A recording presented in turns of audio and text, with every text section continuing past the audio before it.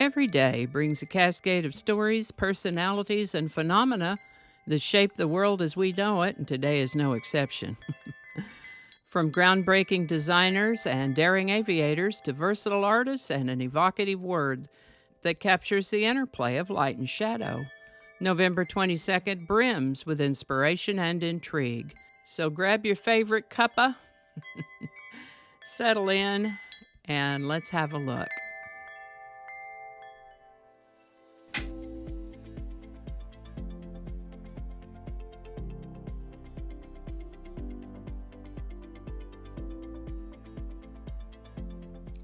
Hi there, and welcome to This Day in History for November 22nd. November 22nd is the 326th day of the year in the Gregorian calendar, 327th in leap years, with 39 days remaining to the end of the year.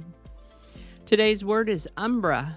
Umbra is a noun that usually refers to a shadow, particularly the darkest part of a shadow where light is completely blocked, although it may also refer to other shadow references like one that tags along with another, like the dependable umbra of the guest of honor. In astronomy, umbra specifically describes the darkest part of the shadow cast by a celestial body, such as during an eclipse. In a solar eclipse, the umbra is the region where the sun is completely obscured by the moon. In sunspots, the central dark part of the sunspot is the umbra. In art, the term umbra is sometimes used to refer to the shadowy areas in a painting, particularly in works emphasizing chiaroscuro. Umbra can be used metaphorically to describe a sense of overshadowing influence or a figurative darkness. Here are some example sentences using the word umbra. The hiker rested in the umbra of the tall oak tree, shielded from the blazing sun. Or, during the total eclipse, the observers in the moon's umbra experienced complete darkness and a surprising drop in air temperature. Or, his earlier successes were now in the umbra of his recent failures. The word umbra comes to us from Latin. First known use of the word umbra is in the late 1500s, early 1600s. Umbra. Today's word umbra was suggested by Odyssey viewer at Easy9. Thanks, Easy9. And if you have a word you'd like to see in this Word of the Day segment, drop it in the comments. We'll get it on the list to take a look at it. And with that, this is the birthday of automotive designer and executive Harley Earl, born November 22nd, 1893 in Hollywood, California. Best known for his transformative work at General Motors, he got his start in his father's coach building business, Earl Automotive Works, where they specialized in custom car bodies for Hollywood stars. His innovative design techniques included making freeform sketches and hand-sculpted clay models, catching the attention of GM executives. In 1927, he was appointed as the first head of GM's newly established Art and Color section, marking the first time a major corporation had a top executive dedicated to design. We can thank Mr. Earl for the Chevrolet Corvette, America's first mass-produced sports car, and tail fins and automotive styling, a trend that became emblematic of 1950s car design. Harley Earl's influence revolutionized car aesthetics and established design as a central element in automotive manufacturing. He retired from GM in 1958 and lived on to the age of 75. Harley Earl. This is the birthday of Wiley Post, born November 22nd, 1898 in Zandt County, Texas. His family moved to Oklahoma when he was 5.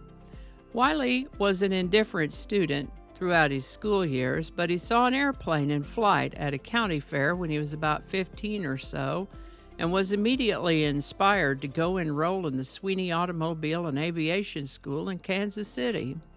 From there, he followed various opportunities, including oil field work and with a flying circus.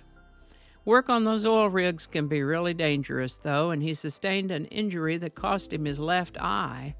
He used the settlement money from that accident to buy his first airplane. From there, alongside navigator Harold Gatty, Wiley Post completed a record-breaking around-the-world flight in 8 days, 15 hours, and 51 minutes. 2 years later, he became the first pilot to achieve a solo circumnavigation of the globe, completing that journey in 7 days, 18 hours, and 49 minutes. Wiley Post's innovative spirit led him to develop one of the first practical pressure suits, enabling high-altitude flight and contributing to the discovery of the jet stream. Tragically, on August 15, 1935, Wiley Post and humorist Will Rogers perished in a plane crash near Point Barrow, Alaska, during an aerial tour. Pretty sure we've talked about that before. Wiley Post's legacy endures through his advancements in aviation technology and his pioneering spirit. Wiley Post. This is the birthday of American actor and musician Stephen Van Zandt. Born Stephen Linto on November 22, 1950 in Watertown, Massachusetts, his mother remarried when he was 7 and he took the last name of his stepfather at that time. He's come to be renowned for his multifaceted contributions to the entertainment industry, adopting the stage names of Little Steven and Miami Steve.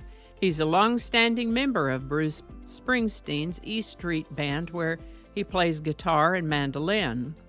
Beyond his musical endeavors, he's made significant strides in acting, notably portraying Silvio Dante in the acclaimed television series The Sopranos from 1999 to 2007, and starring as Frank Tagliano in Lilyhammer from 2012 to 2014. His solo project, Little Steven and the Disciples of Soul, has been active intermittently since the 1980s, showcasing his versatility as a musician. He was inducted into the Rock and Roll Hall of Fame as a member of the E Street Band in 2014, and his career is marked by a blend of musical talent and acting prowess, solidifying his status as a prominent figure in both fields. Today's song is My Kind of Town, written by Sammy Cahn and Jimmy Van Heusen. It was originally performed by Frank Sinatra as part of the original score for a 1964 movie, Robin and the Seven Hoods. Frank recorded several versions of the song that have appeared on different albums, but what brings My Kind of Town to our attention today is that Stephen Van Zandt sang an adapted version of it in the Lilyhammer series. This series, by the way, in case you're not familiar, is a crime comedy drama about a former New York mobster who enters the Federal Witness Protection Program after testifying against his mob boss. He asked to be relocated to Lillehammer, Norway. Once there, he opened a nightclub where he sings this song, adapted for Lilyhammer. My Kind of Town, and I have links to Frank Sinatra's version as well as the one by Stephen Van Zandt. Wow. What an adventure these are to research and compose. As we close the chapter on this day, let's remember that history isn't just about the past. Each event of the past shapes the days and events that follow.